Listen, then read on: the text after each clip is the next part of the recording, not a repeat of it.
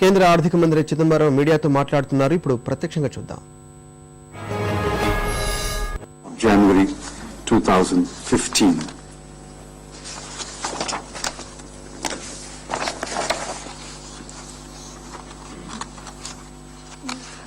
The next item is the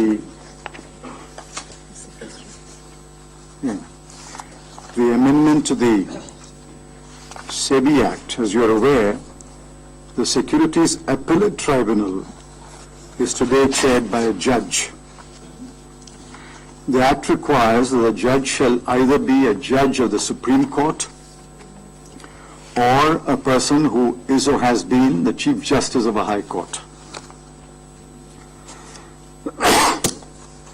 The post has been lying vacant since November 2011 because it has not been possible to find a judge from these two categories who is willing to be the presiding officer of SAT.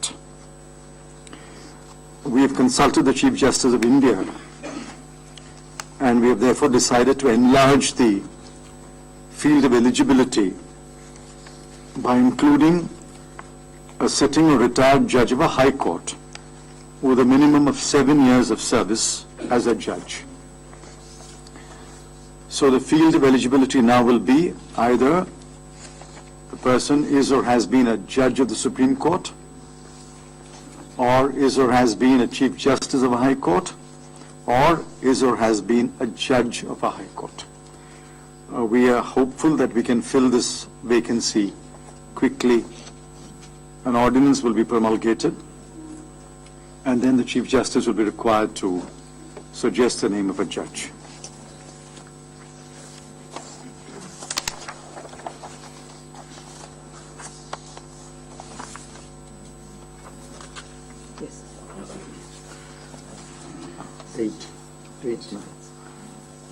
The third item is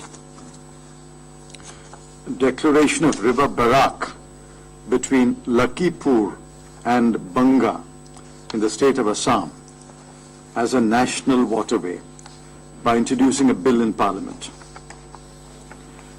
The stretch is 121 kilometers long.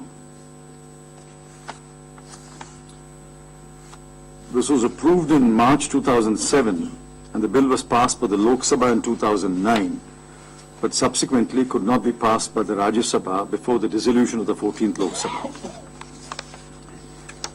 So we have to do this all over again. The development of the waterway will be in two phases. The first phase at a cost of rupees 75 crore and the second phase at a cost of rupees 48.3 crore.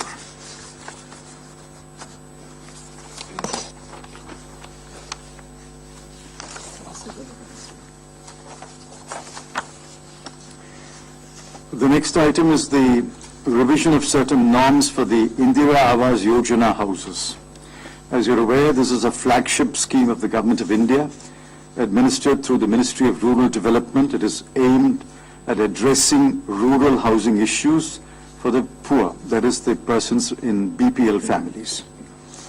Now the decisions taken today: 1, the unit assistance will be increased from 45,000 rupees to 70,000 rupees in plain areas and from rupees 48,500 to rupees 75,000 in hilly districts, difficult districts and the IAP districts.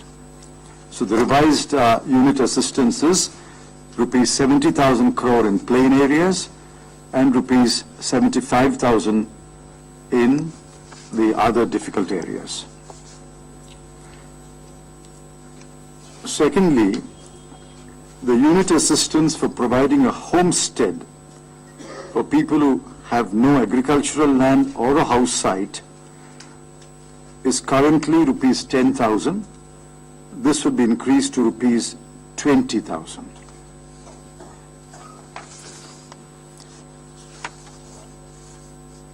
So these are two significant increases that are being made in order to help BPL families build their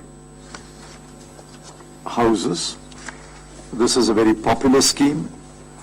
In terms of physical achievement, this is a successful scheme.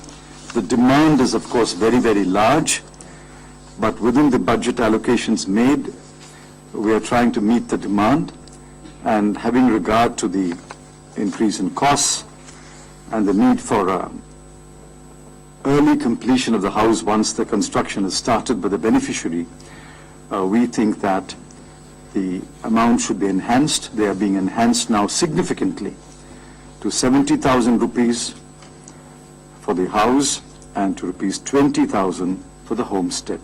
In addition, what?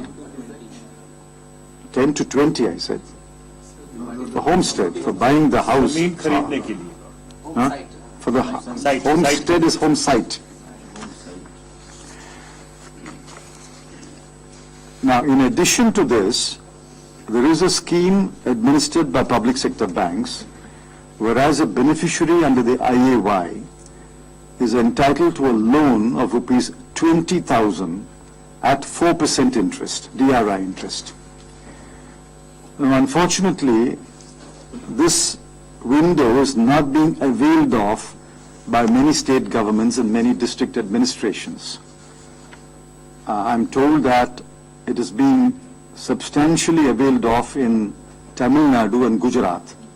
But other state governments, other district administrations must hand over the list of beneficiaries to the banks, and the banks are obliged to give a loan of 20,000 rupees at a mere 4% interest if the beneficiary wants the loan. But most beneficiaries will take the loan because the money will come at 4% interest. So my appeal is that all state governments and all district administrations, once they finalize the list of beneficiaries for the next year, must then hand over the list to the banks and then tell the beneficiaries, if you wish to take a loan, you will get a loan of 20,000 rupees at 4% interest. So that will be an additional benefit to the beneficiary to complete the house as early as possible. Is it true that the number of capacity has decreased? That's not correct. Actually, the proportion of physical achievement is higher than the proportion of fiscal expenditure.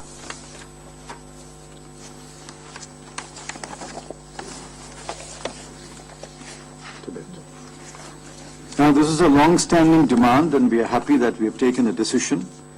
The schools under the Central Tibetan Schools Administration will now be transferred to the Central Tibetan Administration's Education Department.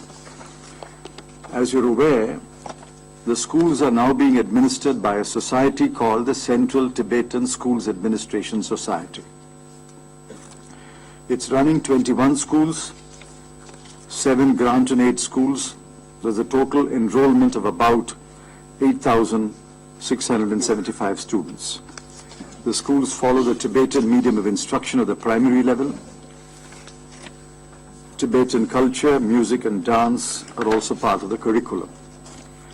A peer group was appointed in 2002 to review the functioning of the CTSA.